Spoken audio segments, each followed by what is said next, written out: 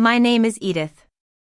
Sitting in my new office, surrounded by the hum of a well-oiled machine, I often find my mind wandering back to that fateful year-end party.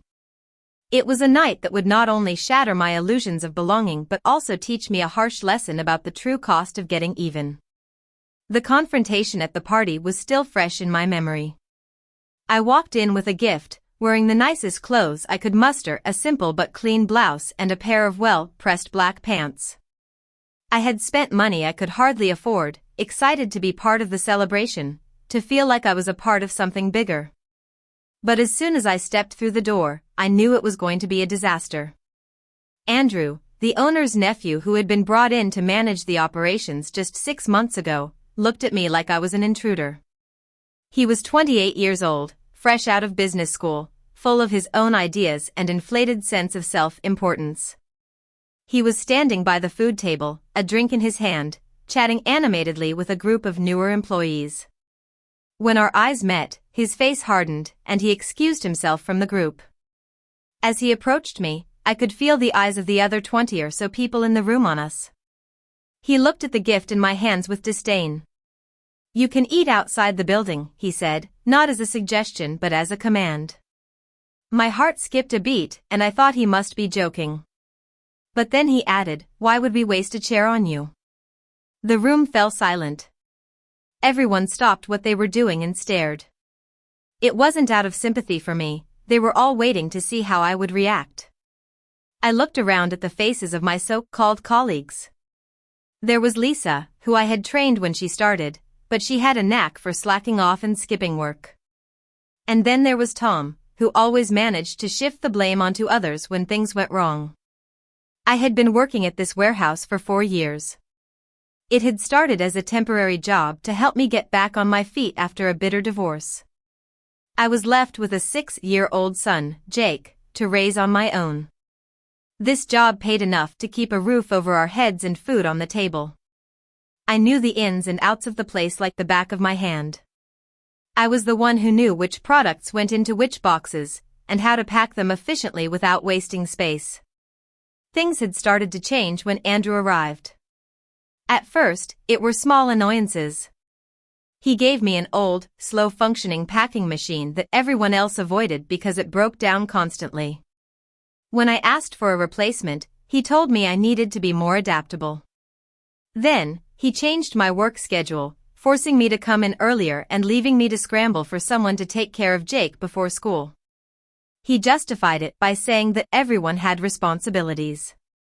I kept my head down, thinking it was just a phase. I needed this job too much to rock the boat. But that night at the party, something inside me snapped. I thought about all the times I had told Jake to be kind, to stand up for what was right. I couldn't just walk away and let Andrew treat me like this. I looked at Andrew, at his designer suit, his expensive watch, and his hands that had never done a hard day's work in the warehouse. A cold determination settled over me.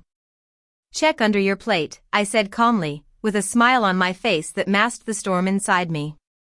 His face wrinkled in confusion, and I knew I had him. I turned around and walked out, ignoring the whispers and stares behind me.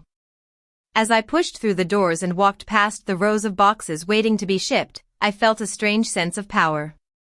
My hands were shaking, not from fear, but from the realization that I had finally taken a stand. The thing was, Andrew and the owner, Mr. Thompson, had no idea what I knew. I was the only one responsible for handling the high-end, custom-made gift sets, which included candles that were a big seller during the holiday season. 2 months ago, I noticed a change in the candles.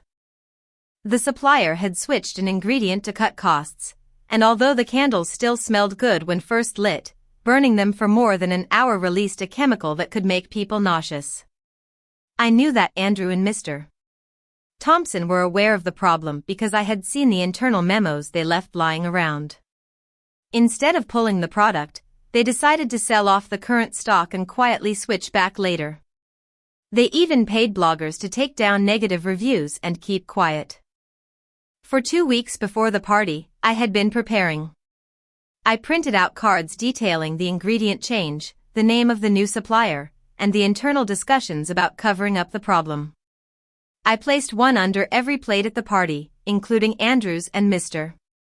Thompson's. That same morning, I sent samples of the candles to food bloggers, consumer safety organizations, and local news reporters, along with a note saying, "Burn this for 2 hours and see what happens." I also sent messages to all the shops that sold our products, warning them that questions were coming. I didn't sleep that night, not because I was afraid, but because I was waiting for the chaos to unfold. Sure enough, the next morning, I got a call from Sarah, a co-worker I had trained a year ago. She was whispering on the phone, as if someone might overhear. "Edith, what did you do? After you left, Mr. Thompson found the card under his plate." He read it out loud, and everyone started checking theirs. Andrew's face went white as a sheet, and Mr. Thompson started yelling. They cleared everyone out and closed the doors. We could hear them shouting for hours. I asked if they mentioned me. Sarah paused for a moment and then said, "They know it was you. They just don't know what to do about it yet." A part of me felt a sick sense of satisfaction. Let them panic, I thought. But another part of me was filled with doubt. Had I thought this through? What would be the consequences? Later that morning, I got a message from Mr. Thompson. It read, "We need to talk. Today. Noon. You know where?" I stared at the message for a long time. I could have ignored it, but I knew I couldn't run forever. I typed back, "I'll be there." The hours until noon dragged on. I dropped Jake off at school, going through the motions of making him breakfast and packing his lunch as if nothing was wrong. After that, I went to a small coffee shop near his school. I sat by the window, sipping on a hot drink, my mind racing. At 11:45, I drove to the warehouse. The building, with its gray walls and loading bay, looked the same as always, but today it felt like a different world. I parked and sat in my car for a few minutes, considering just driving away and starting over. But I knew that would be admitting defeat. I walked inside. The front area was empty, which was unusual. Normally, there would be someone at the reception desk. I waited until I heard footsteps. It was Mr. Thompson. He looked older and more tired than I remembered. He motioned for me to follow him to a small storage room at the back. Once inside, he closed the door and for a moment, neither of us spoke. Then he asked, "Why?" His voice was tired, not angry. I could have listed all the wrongs Andrew had done, but instead, I simply said, "Because someone needed to." He sat down on a crate, rubbing his face with his hands. "Do you know what you've done? The bloggers you sent the candles to have started posting. Our wholesale clients are already asking questions, and some are threatening to pull their orders." I nodded. I knew exactly what it meant. He continued that ingredient change was a mistake. We had so much stock, and the holidays were coming up.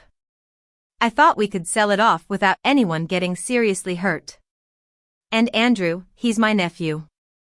I was trying to give him a chance to grow up, but he's made a mess of things, especially the way he treated you at the party. I should have stopped him. I felt nothing but coldness. I asked, "So what now?" He looked at me for a long time.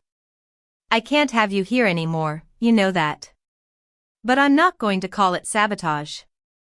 I'll give you 2 months' pay, and I want you to leave quietly." I scoffed. "What about Andrew?" He sighed. "He's family, but he won't be managing anyone anymore. I'm moving him to a different position where he can't cause more damage." I stood up and walked out without saying another word. As I passed my former colleagues on the way out, most of them avoided my gaze. Sarah gave me a small, grateful nod. Over the next week, I watched the situation unfold from a distance. The news spread like wildfire. The bloggers posted about the hidden problems with the candles, and their followers shared the posts. Local news outlets picked up the story, and soon the warehouse was in full-blown crisis mode. Mr. Thompson issued a public apology, offered refunds, and promised better quality control, but the damage was done. The wholesale clients canceled their orders, and the boutique shops that had trusted us stopped doing business with us. I found a new job within 2 weeks. It was at another warehouse, with better pay and a more reasonable manager. I thought I would feel happy, vindicated even, but instead, I felt hollow. A few weeks later, Sarah messaged me. They've cut hours. Half of us are only working 3 days a week. Some people are looking for second jobs. It's bad. I read the message over and over again. These were people who had done nothing to me, and now they were suffering because of my actions. Jake noticed that I was quieter than usual. One night, after I put him to bed, he asked me if I was sad. I told him I was just tired, but he looked at me with his big, innocent eyes and said, "Did something bad happen?" I didn't know how to answer him. I hugged him tightly and told him everything was fine, but it wasn't. I had learned the hard way that when you decide to fight back, you can't control who gets caught in the crossfire. A few months later, I got a call from an unknown number. It was Maria, an older co-worker who had been at the warehouse for years. She told me that she knew what I had done.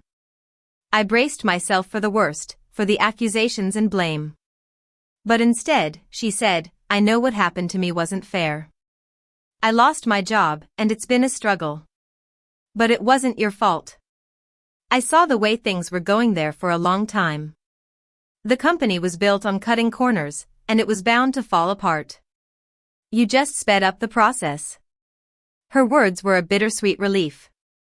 She was right, but at the same time, I had made the decision to act with full knowledge of the consequences.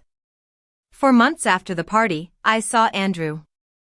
I was picking Jake up from school when I saw him across the street, getting out of a car. He looked thinner and worn out. When our eyes met, he hesitated for a moment and then crossed the street towards me. He stopped a few feet away.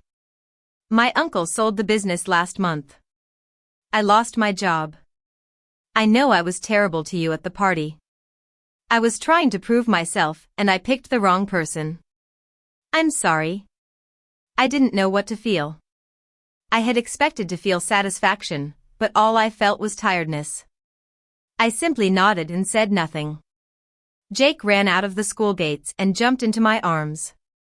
He asked me who that man was, and I told him he was nobody important.